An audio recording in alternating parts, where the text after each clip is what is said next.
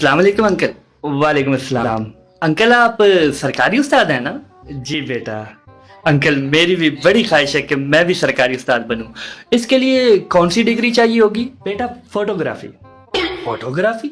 लेकिन मैंने तो सुना था इसके लिए कोई बीएड वगैरह चाहिए होता है।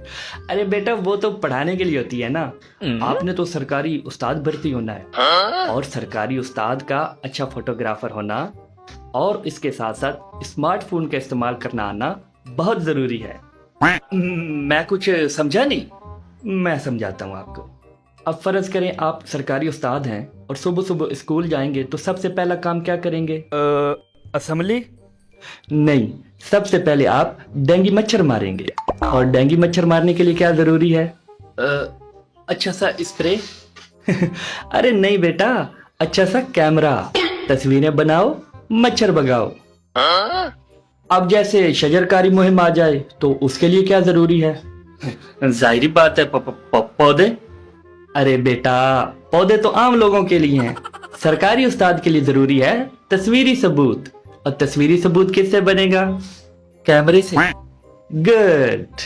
दाखिला मुहिम की तस्वीर, तलबा की हाजिरी की तस्वीर, असातिज़ा की हाजिरी की तस्वीर, रोजनामचे की तस्वीर, बिल्डिंग के रंगो रोगन की तस्वीर, स्कूल की साफ सफाई की तस्वीर। इसके साथ साथ आपको online training, paper generation, school census समेत दीगर कई जरूरी कामों और वक्त बे वक्त डॉक के लिए स्मार्टफोन का इस्तेमाल आना भी बहुत जरूरी है। जी अंकल समझ गया। Very good. और एक सेकंड बेटा। जी सर। जी सर। सर अभी तस्वीरें बना के भेजता हूँ। जी सर। Okay sir. अच्छा अंकल मैं चलता हूँ।